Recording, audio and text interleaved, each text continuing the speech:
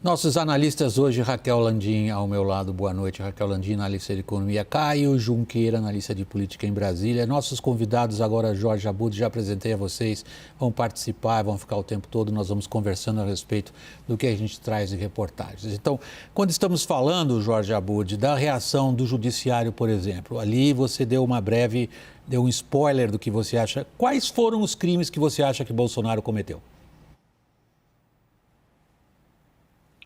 William, o Bolsonaro, ele comete crime comum de incitação à prática de crimes. Ele coloca, na minha visão, a vida de ministros em risco quando nominalmente incita a população, né, que estava ali protestando aí contra eles. Ele reitera os crimes políticos que ele comete, que dariam autorização ao impeachment, atacando instituições, deliberadamente dizendo que não irá cumprir decisões judiciais. Ele comete crimes previstos ainda na Lei de Segurança Nacional, lei agora modificada por uma lei sancionada e aprovada pelo Congresso sobre a Lei de Proteção às Instituições Democráticas. O tipo penal perfeito para o que foi ocorrido hoje, no dia 7 de setembro, está nessa lei, mas essa lei está em vacatio legis ainda. Jorge, você citou essa lei. Essa lei configura como um crime atentado contra o Estado Democrático de Direito. Agora, fazer uma ameaça, como o presidente fez, de não cumprir uma decisão judicial, isto já é um atentado contra o Estado Democrático de Direito? Se for, o Procurador-Geral da República vai se encontrar na difícil posição de ter de denunciar o presidente. Exatamente, William.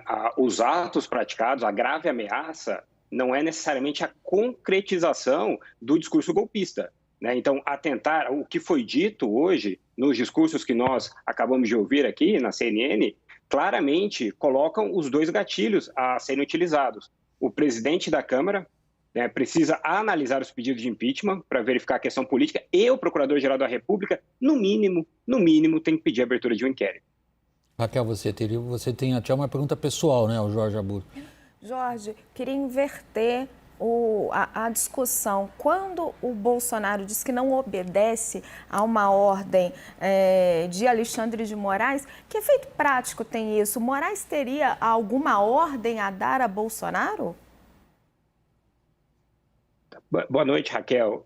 O efeito prático imediato, claramente, é uma retórica, né? Uma retórica que coloca a população contra o Supremo Tribunal Federal. Hoje não há uma decisão deliberada do ministro Alexandre de Moraes contra o presidente da República, mas claramente quando ele emenda no discurso e diz assim, vamos liberar os presos políticos do Brasil. Não há preso político por determinação do Supremo Tribunal Federal.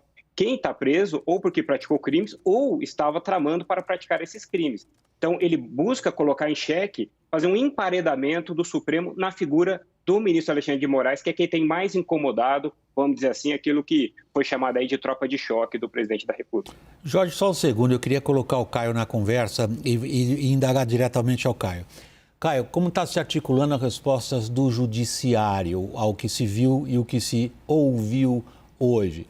Das conversas que eu pude ter com ministros do Supremo, alguns perderam até, digamos, o que gostariam de dizer, ficaram sem palavras, vamos falar assim.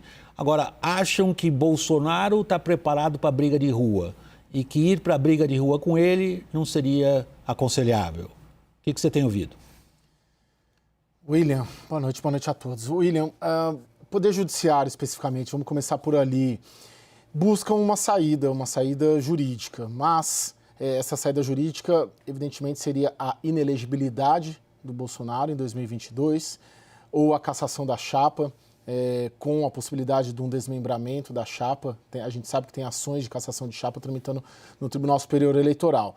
Está se debatendo isso. Já estava se debatendo? Já estava. Só que agora busca-se acelerar isso. Só que tem um entrave político aí, porque o Judiciário não quer fazer isso sozinho, não quer fazer isso sem o aval da política, sem o aval do Congresso. E aí que tem um ajuste, porque a mesma situação, como a Bárbara trouxe, também vem sendo debatida no Congresso, uma saída política, um impeachment. Mas eu sinto que tanto no Judiciário quanto no Legislativo não há um consenso, não há uma certeza de qual caminho seguir e de que se é melhor seguir um caminho ou, como você disse, não partir para essa briga de rua, como você mesmo disse. Caio, ótima dica. Bárbara Baião, nossa repórter, está postada ao vivo. Bárbara, o Caio acabou de nos informar o seguinte: qualquer reação, qualquer tipo de saída, vamos dizer assim, do ponto de vista jurídico, visto pelo lado do judiciário, dependeria da posição da Câmara, portanto, da posição dos partidos políticos. O que você tem ouvido dos partidos políticos, Bárbara?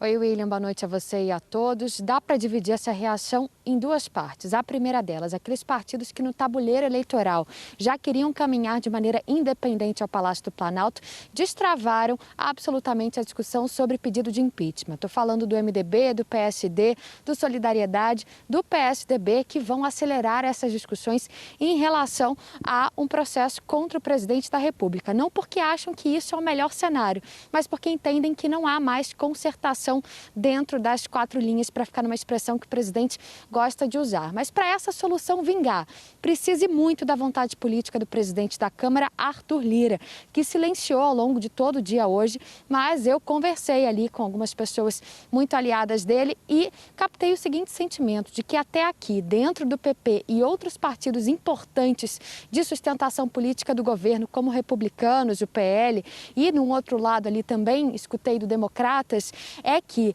tudo que Bolsonaro disse hoje estaria na avaliação desses políticos num repertório muito ruim, mas num figurino que o presidente já vem usando até aqui em outras ocasiões e que por isso ainda não vem essa necessidade de se debater esse assunto, que seria ali a falta de diálogo. Mas para trazer um agravante para essa discussão aqui, o presidente do Congresso Nacional, Rodrigo Pacheco, cancelou todas as sessões que teriam hoje, essa semana no Congresso, para debater política, porque literalmente o mundo político está sem clima depois de 7 de setembro. William. Obrigado por enquanto, Bárbara. Nós vamos voltar muitas vezes a falar contigo agora nessa mistura que nós estamos fazendo de reportagem e análise. Deixa eu fazer uma pergunta, a última na nossa conversa com o professor Jorge Abud.